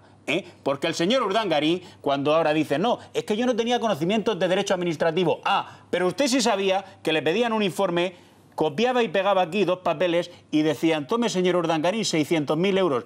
Eso sí lo sabía cobrar, ¿no? Pero no sería... Eso sí. Bueno, no estará el delito en quien para eso no necesitaba el asesor en derecho administrativo. No estará el delito mucho más grave querido Rojo. En quien le da los 600.000 euros del erario público a él. Él es un mediador, en ambos. Él no es un funcionario. En ambos. Se le ha acusado de delitos que solo puede cometer un funcionario. Bueno, en ambas partes. Bueno, ambas partes son igual de culpables. El funcionario puede estar engañado. No, el funcionario puede estar engañado. No lo sé, no lo sé. Y para eso está el juez quien tiene que decirlo. No, cara dura. A ver, él es un señor acusado de varios delitos y aquí sin que sirva de precedente estoy totalmente de acuerdo. De momento condenado. Acusado y condenado. Con Alfonso Merlos. Pero además, lo trágico del planteamiento que hacía Rojo es que a un señor por estrangular a su mujer solo le caigan 7 años. Eso es lo realmente trágico. Eso no puede ser. Pero entonces tú quieres silla eléctrica, horca o empalamiento. No, tenemos una cosa que se llama cárcel perpetua sin revisar. Permanente revisable. Bueno, prisión pero permanente en revisable. determinados casos casi los que sería jueces son una coña. Perdóname. Una coña. El señor Urdangarín está condenado por prevaricación, malversación de caudales ¿Pero públicos, cómo puede prevaricar si no es funcionario? Fraude de la administración, tráfico de influencias, delitos fiscales. No olvides que la trama... ¿Cómo pueden condenar a alguien de prevaricación sin ser funcionario Alfonso, público? por favor, la trama no... ¿Pero cómo puede ser? ¿Cómo puedes prevaricar sin ser funcionario público? La trama no... Es un ciudadano privado. No, porque este señor era un señor importante. Pero, ¿y qué? ¿No era un funcionario? ¿Cómo le puedes acusar de prevaricación? Vale, se llevó por delante la trama unos 16 millones de euros. ¿Y? Entonces... Este señor... Hombre, y Rojo, y tampoco 16 millones. ¿Y qué te parece? No, pero... Mira, no, y tampoco Alfonso, ahí... ¿sabes qué podemos hacer? Podemos hacer una colecta entre todos los españoles, pagarle un palacete en Suiza y pedirle disculpas, hombre, si te parece. Tú tienes que coger... Porque es que vamos hacia ahí. Mira, al lituano que estrangula a su mujer lo puedes contratar para cuidar a tus sobrinos o de chofer, si quieres. También te digo lo mismo. Es decir, vamos a ver... Él no puede prevaricar yo estudié Derecho, no estudié con mucho ahínco, aunque terminé la carrera, pero yo tengo la impresión de que tienes que ser funcionario. ¿Cómo prevarica este paisano? Es un jeta que encuentra un negociete y se... ¿Negociete? 16 millones. Sí. ¿Negociete? Bueno, prevaricar es tomar decisiones injustas a sabiendas. Yo creo que no necesariamente tienes que tener la condición de funcionar. ¿Pero cómo puede prevaricar? Porque se está hablando además de dinero público y el juez entiende, no vamos a revisar ahora la sentencia. Aquí los jueces están a la que sopla. Es muy interesante los conocimientos que podamos tener todos nosotros aquí presentes y Alfonso Rojo más, porque parece que ha estudiado Derecho. ¿Cómo que ha estudiado? Pero ¿Licenciado? evidentemente... Es licenciado. Yo no estudié como la mayor parte de los periodistas. Bien. Yo hice 2 carreras y 3 idiomas. Estupendo. Pero claro, hay decenas de jueces, hay expertos en Derecho y este debate pues sería muy interesante, a lo mejor que lo tenga Rojo con ellos, pero vamos, yo creo que perdería sin duda porque estamos hablando de una gente que estos sí están preparados. Mi padre siempre dijo que no hay que hablar más de los jueces ni de los médicos porque puedes caer en sus manos. No por eso, sino porque están más preparados que tú. No, porque puedes caer en sus manos. Mucho más preparados que tú para aplicar la ley. Tú puedes aplicar el periodismo, muy bien, por cierto, lo haces, pero claro, frente a los jueces eres, perdóname, un iletrado. Y yo creo que los jueces tienen mucha razón cuando aplican. Respecto a Urdangarín, es que él se dice que gracias a sus contactos deportivos e institucionales, ¿no? Él conseguía todo esto porque era un conseguidor. Esto que se llama, es un conseguidor, un comisionista. Componedor, dice él. Comisionista, conseguidor. Paréntesis, lo de mediador sin conocimiento administrativo que dice y componedor es una cosa que le ha aconsejado a su abogado. Por eso digo, porque estas dos figuras, por eso las escribe el abogado, estas dos figuras, digamos que rebajarían, teóricamente, la condición de prevaricador, etcétera. Por tanto, aplica estas dos figuras que es literalmente así para salvar a su cliente, que este es el asunto, salvar a su cliente. Yo no sé, no dudo de que pueda a lo mejor tener una repercusión positiva en el ámbito judicial, pero desde luego en el debate social entonces, ese término es completamente erróneo. Y también es defender a Iñaki Urdangarín pensar en el debate. Pero hay dos planos. Este siempre es un tema con Urdangarín. Está el plano judicial. En ese habrá una sentencia. Pero el plano la hay y se le puede aumentar o no. Pero en el plano social, evidentemente, yo creo que los españoles sería una indignación total si esta persona, porque la ley lo establece, o sea que puede ser que la ley le salve, pero socialmente habrá un cabreo general. Porque no, la ley no le va a salvar. Porque no entre en prisión. Porque lógicamente lo que quiere la mayoría de los españoles es que esta persona que aprovechaba su relación con la Casa Real, su condición de formar parte de la Casa Real, ese era verdaderamente, no es cierto que fuera deportiva, perdona, termino muy pronto, que fueran sus contactos deportivos institucionales, no, es que era, por eso digo, luego evidentemente la gente tendrá razón y el pueblo tendrá razón de decir, bueno, si a este no le meten en prisión y hay apuestas sobre el tema, entre periodistas expertos, dice, no va a entrar en prisión, y yo creo que si no entra en prisión, Rojo, por favor, todos a la vez, Merlo, Alfonso, Merlo, Ricardo. Yo creo que hay que separar dos cuestiones. Sin exagerar, desde luego, Iñaki Urdangarín en la historia del balonmano español ha sido uno de los mejores y en la historia del balonmano mundial. Era un pedazo de jugador de balonmano. Sin ninguna duda. Y un palmarés increíble. Bien. Lo digo por lo de eso no le recibía el presidente Baleares. Pero lo digo por lo de los importantes contactos deportivos. ¿Qué hacía Iñaki Urdangarín? Y presta atención, por favor, Alfonso, que ya te voy a convencer con esta. Vamos a ver. Mejor engáñame. En el momento, en el momento en el que se destapa el fraude, efectivamente, y el tráfico de influencias del señor Iñaki Urdangarín, la policía casi de golpe y porrazo entrevista a 110 personas. A 110 personas que sabían algo sobre los presuntos delitos que hacía el señor Iñaki Urdangarín. Había uno de ellos, o alguno, era más de uno, que decía, yo me dedicaba a plagiar informes, a copiar y a pegar, informes de naturaleza deportiva. ¿Qué es lo que hacía este chico que, según reconoció ante el juez, cobraba, por supuesto en metálico, 600 euros al mes? Y le pregunta el juez y dice, pues yo nada, cogía una serie de informes sobre fútbol o sobre lo que tocase, copiaba, pegaba, emparejaba un poco y alineaba a la izquierda o a la derecha y se terminó. Y estos informes cogía el señor Iñaki Urdangarín, como uno de ellos, por ejemplo, que fue célebre en su momento, se los bajaba en su correo electrónico, se los llevaba al despacho de algún equipo. ¿Es un delito? Uno de ellos del Villarreal y por 13 ¿Dónde está folios, tipificado en el código que eso es delito? Y por 13 folios ingresaba 690.000 euros. ¿Eso es delito? Hombre, esto es un fraude como un piano. Entre otras razones, terminaréis por meter en prisión a los chavales que copian en los exámenes. Vamos a ver, Alfonso, tú que has escrito, ya sé que estás ahora en plan irónico, se llevan 16 millones los chavales, tú que has escrito, se merecen presta atención, tú que has escrito algunos libros, imagínate que hay un señor que es más espabilado que tú, lo cual es difícil, y dice, vamos a ver, yo voy a hacer una cosa que es copiar 7 o 8 páginas del libro del señor Rojo y yo esas 7 o 8 páginas me las llevo y las vendo por 1 millón de euros. Y a lo mejor el señor Rojo ha ganado 5.000 euros con su libro, o 10.000, y la vendo por 1 millón. Esto es lo que hizo el señor Urdangarín, son delitos de libro. En este caso en fraude. Hasta aquí, no vamos a revisar por completo la sentencia del caso Nos, no la vamos a revisar. Oye, anoche, efectivamente, la defensa, que insisto, es mi opinión personal, creo que deja bastante que desear, al menos en el término del debate social. Digo que anoche ya veíamos en el debate de Al Día la última barbarie de los cachorros de los antisistemas de la CUP en Barcelona, cómo asaltaban un autobús turístico. Bueno, pues ha vuelto a ocurrir. Hoy los radicales han vuelto a hacer de las suyas. Su ataque contra el turismo en la capital catalana, en esta ocasión, en las últimas horas lo están viendo, ha ido dirigido contra las bicicletas de alquiler. Y no solo lo han hecho, se han jactado de sus fechorías, sino que además de colgar esas imágenes, que las han colgado ellos mismos en las redes sociales, también tratan de extrapolar, exportar esa extorsión a Mallorca. Bueno, evidentemente esto tiene un coste. Están tratando de atacar una de las principales industrias de todo el país y seguramente de manera muy especial de Cataluña y de Barcelona. Barcelona es la ciudad más visitada de España, sin lugar a dudas. Y los hoteles tienen prácticamente durante todo el año una ocupación completa. Bueno, tan es así que los empresarios catalanes evidentemente ya empiezan a hartarse de este tipo de acciones, de este tipo de extorsiones.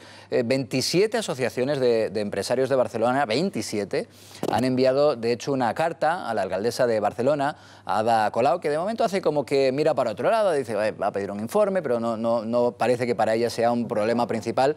Y los empresarios a Colau lo que le piden es que corte de raíz este tipo de ataques, de actos vandálicos que evidentemente, ya digo, están teniendo ya un coste y están haciendo sufrir a la actividad turística de la capital catalana. Vamos a saludar, permitidme que hablemos, la tenemos ya al otro lado del teléfono, a Elena de Felipe. Elena, buenas noches. Buenas noches, buenas noches. Elena es presidenta de la Federación de Empresarios de la Pequeña y Mediana Empresa de Cataluña. Elena, ¿se puede cuantificar cuánto es el dinero que está en riesgo por este tipo de acciones en contra de un sector tan importante para Barcelona, para Cataluña y para toda España?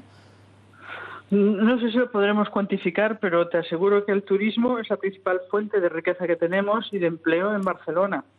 Es decir, y la reputación de nuestra ciudad, en este caso, pues sí que lo tendremos que contabilizar en empleos, en empresas que ganamos y en empresas que perdemos. Así que es un tema que realmente no es para tomárselo a la ligera. Claro, y además este tipo de acciones, de agresiones, por lo que vemos, por lo que están anunciando los propios radicales, van increciendo. ¿Se está haciendo algo? ¿Usted tiene la sensación, tienen ustedes la sensación de que se está haciendo algo para tratar de atajarlo? Bueno, a mí me ha gustado mucho la reacción que ha tenido el señor Collboni, que, bueno, es decir, una vez que, bueno, ahora estaba como alcalde, ¿no?, es decir, en funciones, es decir, ha tomado, bueno, es decir, ha hecho las manifestaciones pertinentes y que dice que hará las acciones también pertinentes. Yo lo que creo que, bueno, yo creo que todos los ciudadanos, sean pequeñas, medianas o empresas, lo que es importante es que, bueno, se tengan las medidas ante cualquier acto vandálico que se esté realizando. Entonces, en este momento no solamente ya perjudican a toda la industria turística y comercial que podamos tener, sino que es que están creándonos una mala fama internacional que tampoco nos la merecemos. Claro, porque además el temor es que ese tipo de ataques se repitan, claro. Claro, no, y además, bueno, ya toda la prensa internacional, sobre todo la inglesa, ya que muchos de los que estaban en el autobús, pues bueno, eran ingleses, es decir, bueno, se están poniendo las botas, ¿no? Es decir, comentando de que, bueno, que no somos seguros, que no sé cuántos, no sé qué, entonces todas estas acciones nos perjudican notablemente. Claro. Entonces yo creo que tendrán que tomarse medidas y además que lo sientan los ciudadanos, ¿no? ¿Ustedes han pedido desde su asociación algún tipo de reunión, de encuentro con las autoridades para manifestarles esos temores? Bueno, sí, varios de nuestros, claro, nosotros somos una federación, somos una cúpula, y varias de las organizaciones que han firmado el manifiesto y la carta al ayuntamiento, pues bueno, son nuestras. Y realmente, pues bueno, es decir, nos sentimos totalmente identificados con la petición que se hace en la carta y las medidas y sobre todo la urgencia, ¿no? Que no dejemos pasar, estamos en plena temporada. Y lo que no nos interesa es que esto se vaya continuando en el tiempo. ¿Y esa carta ha tenido le consta que haya tenido algún tipo de respuesta ya o todavía no? No nos consta nada. No nos consta nada. Claro, porque el asunto merece cierta urgencia, por lo que nos está contando, claro. Sí, hombre, es decir, lo que no podemos... Eso ya se sabe, que la administración y las gobernanzas tienen que estar para lo que están, pero sobre todo dar la sensación, o es decir, hacer las manifestaciones oportunas, igual que en otros casos se hacen, para decir que, bueno, que este tipo de acciones pues tendrán las medidas correctoras oportunas y que no se sientan liberados todos los que están haciendo estos actos.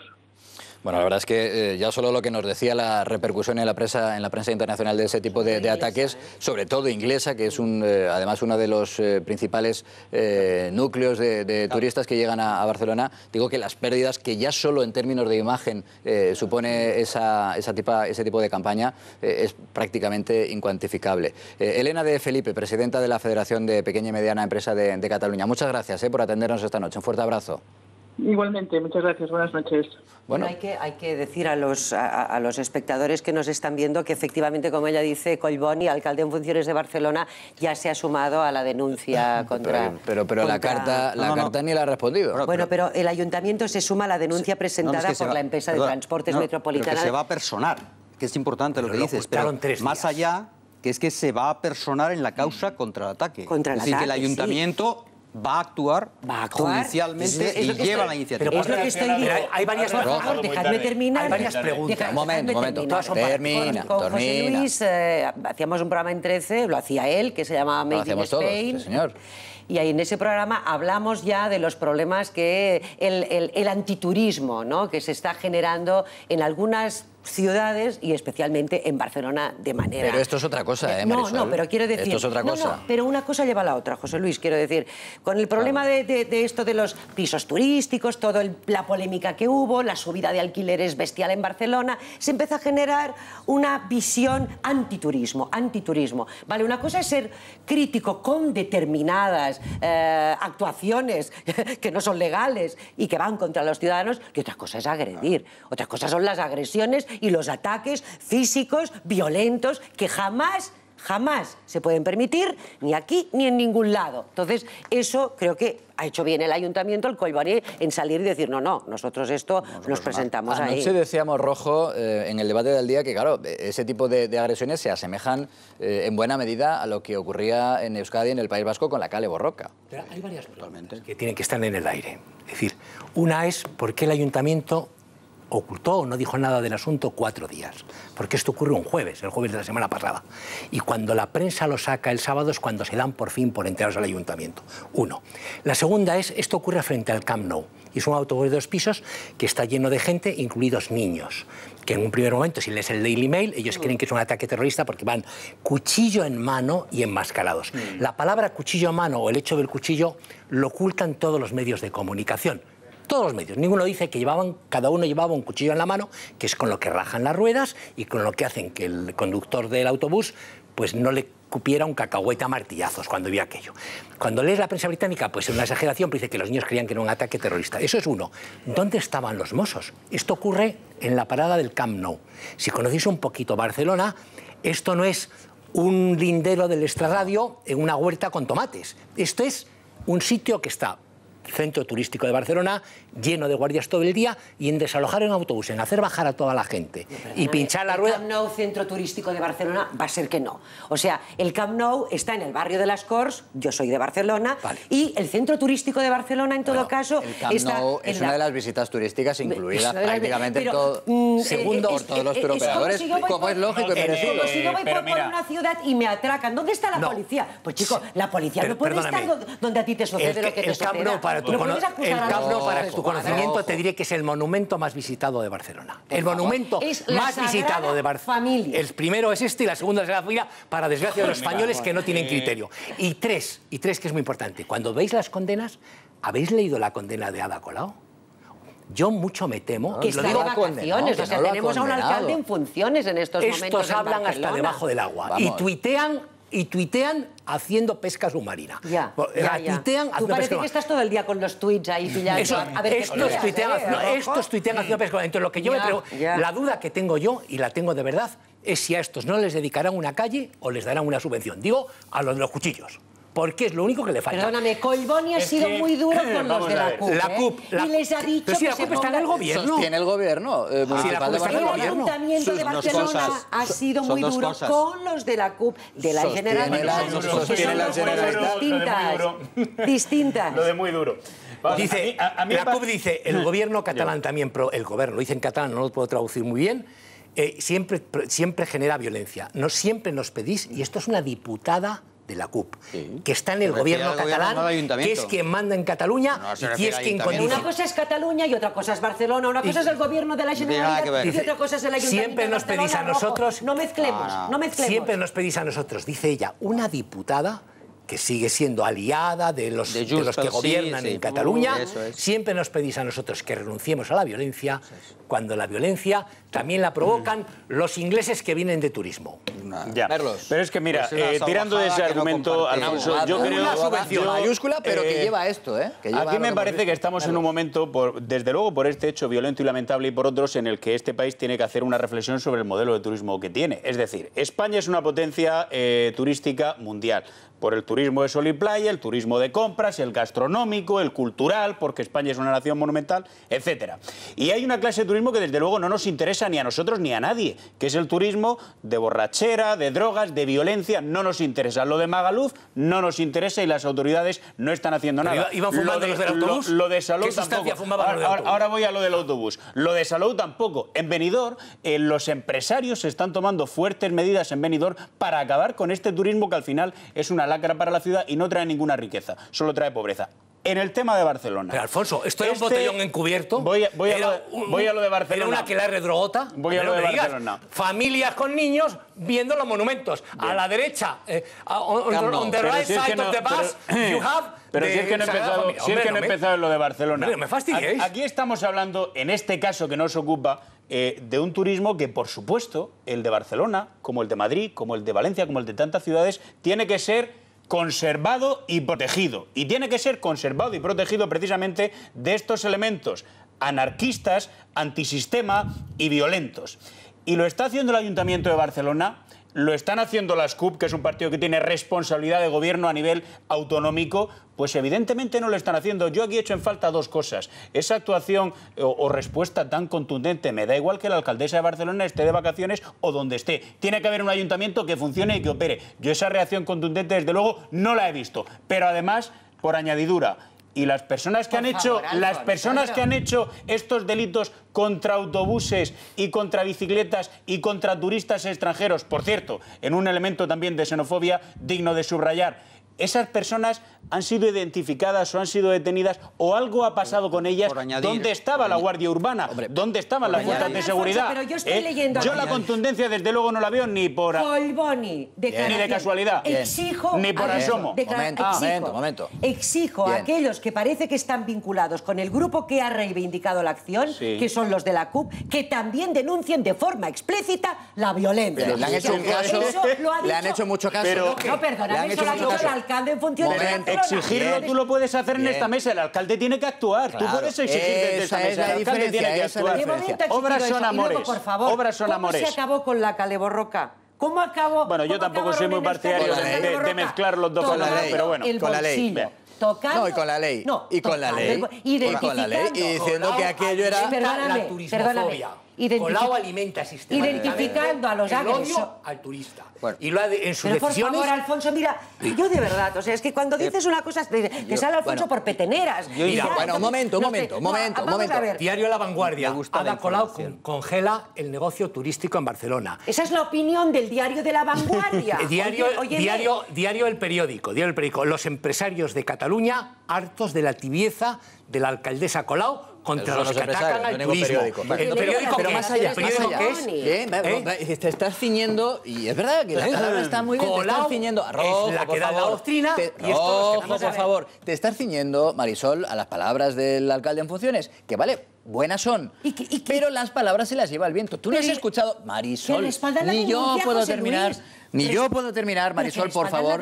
¿Me permites que concluya lo que te quería decir? Concluye. Pero acabas de escuchar a una representante de los empresarios de Cataluña que ha dicho, le hemos enviado una carta. El problema no es que sea grave, es gravísimo. Tenemos una campaña de la prensa internacional de los países que vienen a visitarnos que nos está haciendo muchísimo daño económico que ni siquiera se puede cuantificar.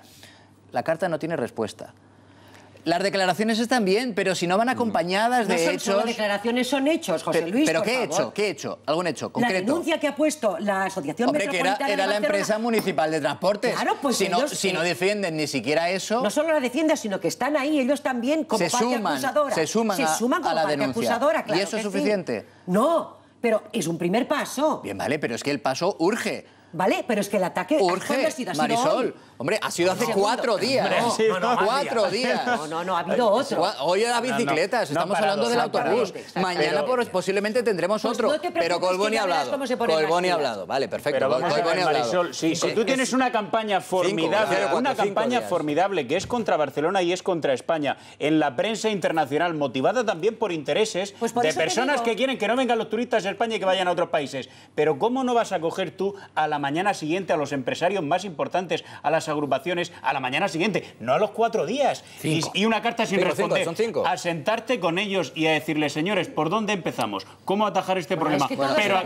Pero acciones concretas. No, a mí las declaraciones me parecen estupendas. Y menos si que se quedan cortas. Como el de Barcelona. Cristina Bravo, llámanos al orden y la atención a todos. Bueno, a mí el primero. No, a mí el primero, porque es que hasta ahora hemos tenido olvidados a los espectadores. Eso sí, no pero las redes sociales están que echan humo. Vamos a leer algunos de los comentarios que ustedes nos están escribiendo con ese hashtag al día el debate 13TV. Por ejemplo, Catalina nos dice: el 90% de los venezolanos no quieren el régimen chavista de Maduro, pero parece que Pablo Iglesias no se quiere enterar o no le interesa. También Mosquito ironiza con nuestra pregunta que le hacíamos: ¿creen ustedes que Podemos apoya el régimen de Maduro? Pues él dice que sí. La pregunta sería: ¿quién no lo apoya? Y también Moni, muy enfadada, nos dice: son parte del régimen de Maduro, se nutren de él y tienen las mismas intenciones. Sigan ustedes escribiéndonos porque nos queda un rato de programa y además también nuestros teléfonos siguen abiertos para que opinen.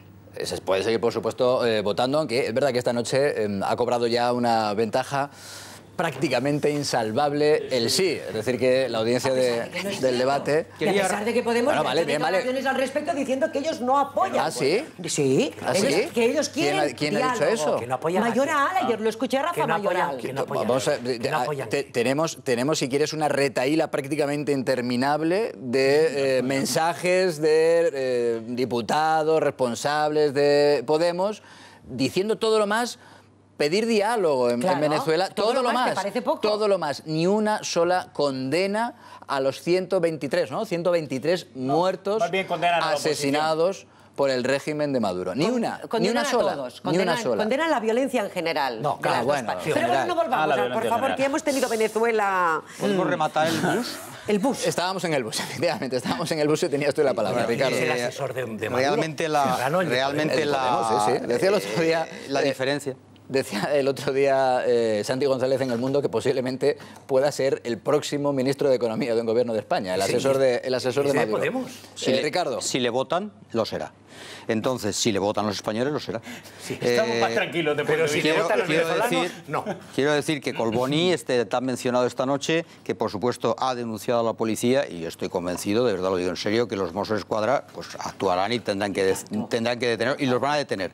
Hay un dato interesante, que es que Trías, que es el responsable de la oposición municipal frente a la izquierda, que gobierna, exalcalde, y acaba de decir, o ha dicho que es fundamental que el gobierno actúe también, el gobierno de su partido, que está en Junts per Sí, que actúe contra estos salvajes. No, si declaraciones... Entonces, no, a veces para quitarse de en medio está muy bien. Son dos cosas. Pero hace falta el hecho político es muy relevante porque es del mismo partido que sostiene el acuerdo con la CUP. Por tanto, hay una perspectiva interesante. Y después, insistir de verdad que no es que sea palabrería la de Colboni, que es el teniente alcalde, que este es del PSOE, como se sabe, y no la señora Colau, que es de otro partido. Pero no es retórico, sino que ha hecho ya la denuncia oficial. Tenemos para que hacer 10 segundos, Merlos, 10 segundos. No, 10 segundos. A mí hay una cosa que me llama poderosamente la atención por el contraste, que es qué pena que hace 4 días se ha celebrado el aniversario de las Olimpiadas, de los Juegos Olímpicos de Barcelona 92,